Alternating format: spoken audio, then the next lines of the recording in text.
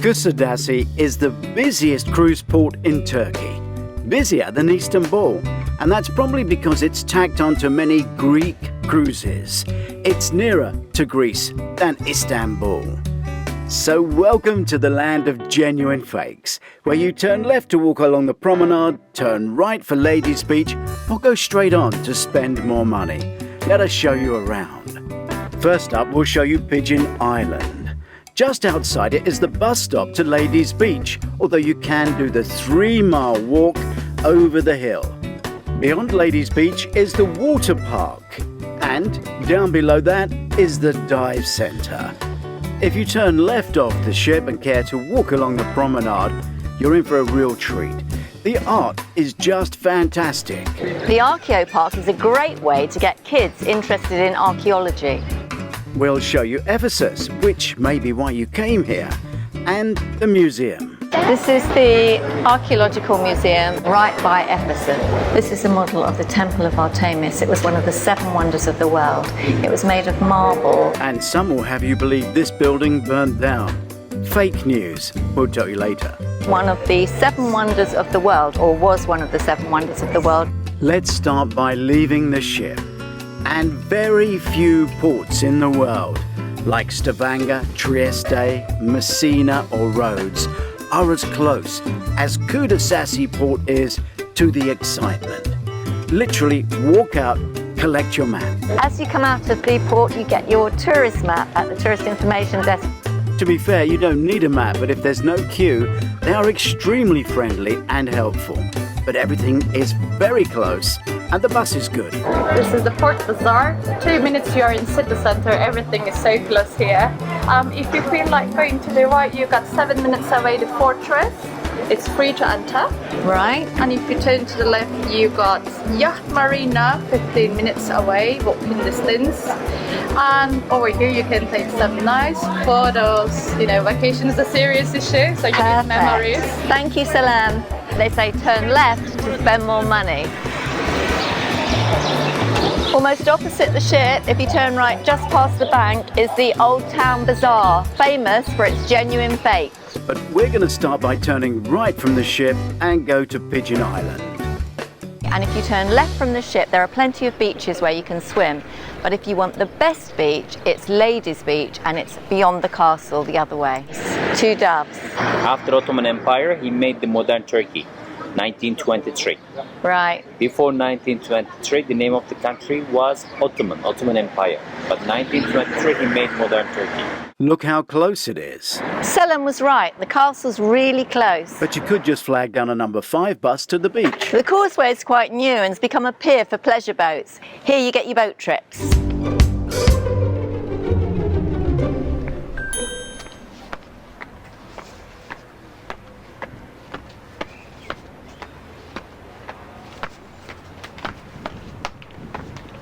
Entrance is free. This Pigeon Island fort was a naval base protecting these shores during Byzantine and Ottoman times. Kuşadası derives its name from Pigeon Island, and it looks like lots of pigeons live here. The walls of the castle were built in 1860, and the rest of the castle was restored quite recently, about 2015.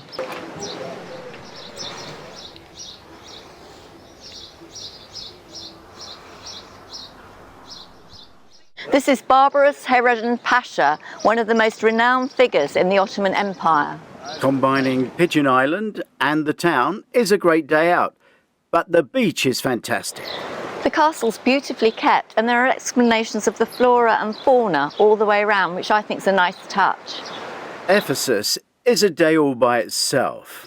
So it's 7 minutes to walk here, 7 minutes to walk back, about 45 minutes to leisurely stroll round. It's free to get in, probably worth a visit, not much time out of your day, and worth it if only for the views.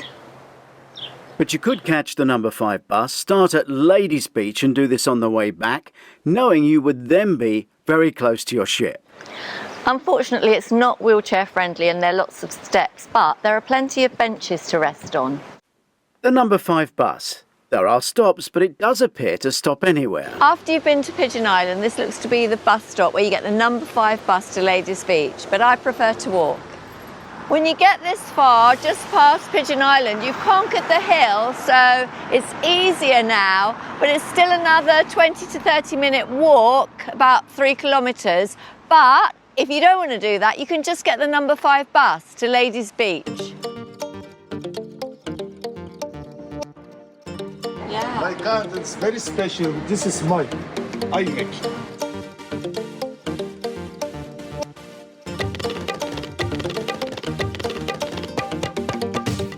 We're on the famous Ladies Beach, which is a beautiful 3 kilometre stroll from the ship. And guess what? All the umbrellas and the sunbeds on this beach are free.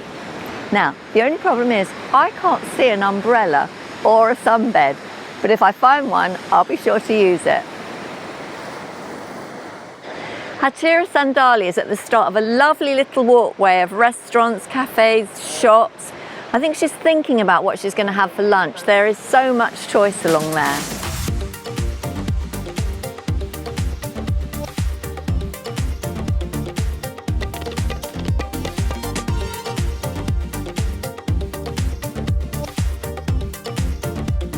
Ladies Beach takes you to a completely different Kusadasi. It is, in fact, a place where Ephesus, the town, and the beach are so different.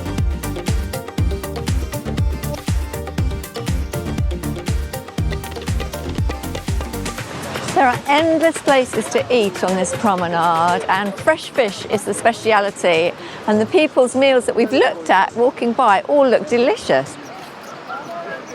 When you're walking along the front, it's so difficult to choose what restaurant. We don't know what the food's going to be like, so we chose down to the comfiness of the chairs, which these are so comfy, and now the food's come and it looks amazing. The day after, we were in Santorini and the same meal cost 10 times as much. Okay, here's the Akgür Park, which in the summer is absolutely buzzing. We managed to get all the children to leave so we could film it. Well, not really. It's pre-season.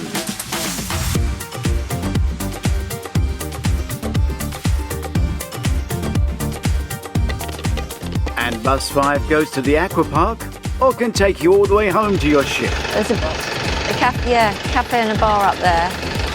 For the beach club and diving centre, walk past the waterfront and follow the sign for Sandal Beach. If you want to go diving, walk to the end of Ladies Beach till you can't go any further, then turn left up past the water park, and then at the Bluesky International you turn right, go down to the bottom and there's a diving centre. Yeah, he's taking diving course. We changed the floor Yeah? here. Renovations are just finishing and they're opening for the new season, 2025. If you wish to go diving, this is definitely the place. Come along and see them. And walking back from the dive centre over the hill, I found a bag shop with a perfect bag for my camera. So, always good to look. So in Kuşadası you can buy genuine, fake, anything, including watches. We are back in the main town, just steps away from your ship, and anything is purchasable.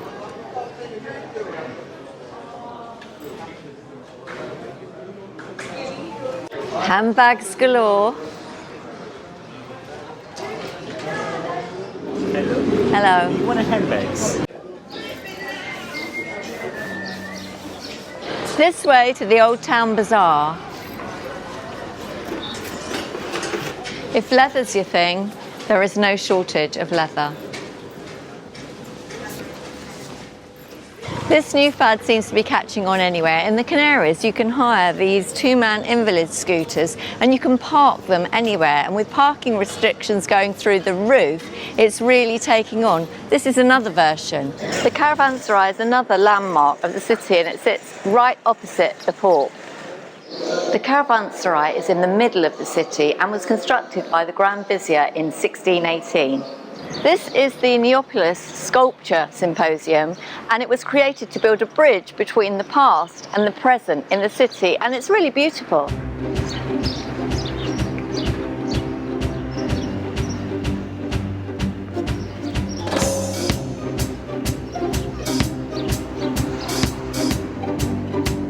The Peace Monument.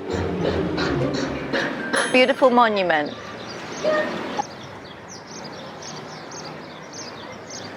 The Arkeo Park is a great way to get kids interested in archaeology. Which brings us nicely on to Ephesus, and there are a number of ways to do it, or the museum, or both. This is the Archaeological Museum right by Ephesus. The star of the museum is the model of the marble temple of Artemis. This is a statue of Artemis from the 1st century. This is a model of the Temple of Artemis. It was one of the 7 wonders of the world. It was made of marble. So I questioned, how does marble burn? And discovered that this 3rd phase did not burn down, but was destroyed by an archbishop. It was the temple before that was destroyed by fire. So this is a beautiful statue of Artemis from the 2nd century.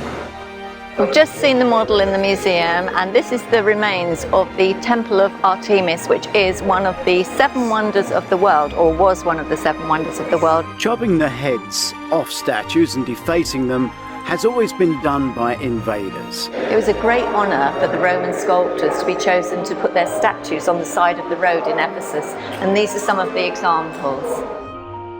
A panoramic tour of Ephesus will take you to this museum because it is easy to walk around or get around by chair.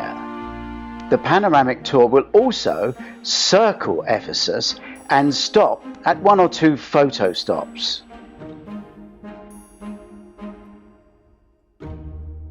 This is a statue of the Virgin Mary, and from here you can look into Ephesus.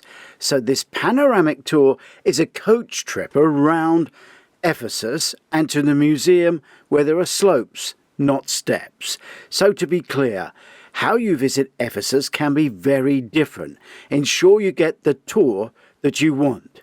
It can go around the outside, looking in, or you can have the walking tour inside, which is very exhausting. So behind me are the ruins of the Temple of Artemis, which was one of the 7 wonders of the ancient world until it was destroyed by fire. And you can see they've recreated one of the pillars there, and now a stork is resting on the top. I guess it depends on which way you've cruised.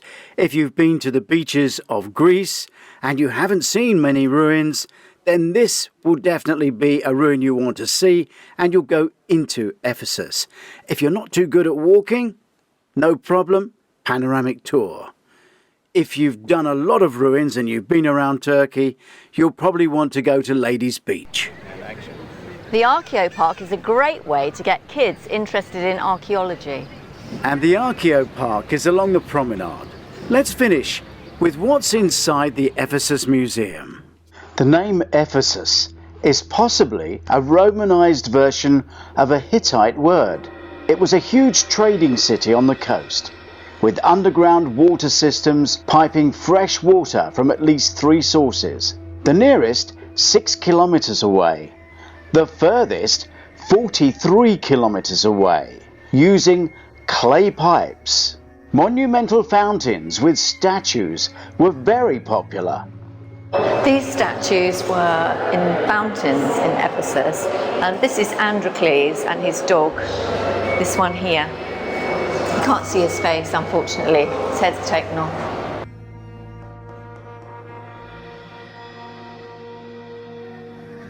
Let's continue with the myth busting. Whilst protruding limbs and noses may have been broken off with wear and time, the main reason statues are found without heads is because statues were expensive and timely to make. They were made without heads, then the heads changed or added on commission or sale. This is a reconstruction of one of the terrace houses with the original pillars. Invaders also chopped the heads off. Now, this frieze was saved from a fire. So let's talk about the fire of the second phase temple. It's credited to a nutcase called Herostratus, claiming he wanted to become a hero. But there is another theory, that the administrators of the temple wanted the new temple to be built on that sacred plot, not elsewhere. So they deliberately set fire to it. Oh, history. Built by around 900 BC on the site of the former Aswan capital by Attic and Ionian Greek colonists. By the mid-7th century BC, at the end of the Melianic War, Ephesus was one of the 12 member cities of the Ionian League. It was taken by the Romans by 129 BC. The city was destroyed around 263 by nomadic Germanic tribes, known as Goths, who fought against Roman rule. Their ascendancy is said to have marked the beginning of the medieval period. One of Paul's apostles is said to have travelled to Ephesus, and the Gospel of St. John may have been written there, although the authorships of many of those works are now challenged. It was the site of several 5th century Christian councils, known as the Council of Ephesus. Ephesus was rebuilt, but its importance as a commercial centre declined as, like Troy, it became less near to the sea as the then harbour silted up. Its demise continued, hit by an earthquake in 614. The ruins of Ephesus were designated a UNESCO World Heritage Site in 2015. Ephesus Museum was renovated in 2014. It has elevators and long ramps between floors. It has approximately 64,000 pieces, including many coins. Hawkers will try and sell you coins in the car park. But it is the statues of Artemis and the temple models that are the museum's star pieces. Empress Livia. These statues have had their heads stuck back on. So this is Emperor Augustus with his head. This is a frieze of the Temple of Hadrian.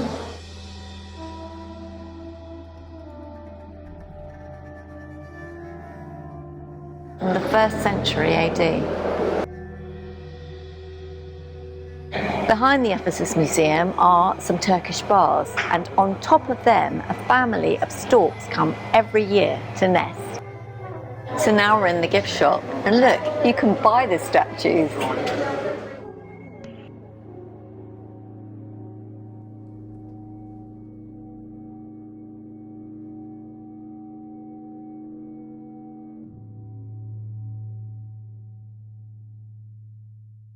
We've arrived at Troy. It's about 5 minutes away from the museum in the coach. The important positioning of the land of Troy meant that it was occupied for over 3,000 years. So there was Troy 1, Troy 2, right up to Troy 9, and they're all standing on top of each other. No one knows what they were actually called. The archaeologists have labelled them that. I bet it's killing heat here in, real hot summer. BODROM is one of our favourite stops in Turkey. It is another stop where another wonder of the world was destroyed and taken apart brick by brick and carried down the hill by the Christian Crusaders to build their castle when they invaded the land. Turkey is a place of ruins, stories of invasion, but also the most wonderful place to holiday. Please subscribe to Doris Visits, like our films, and share them with your friends. Thank you very much for watching. Please hit the subscribe button and also review the books if you read them. Thank you very much. Gene's Port Guides are in playlists on YouTube, so the Caribbean is in the Caribbean playlist, and all the others are in their own playlist. Please subscribe.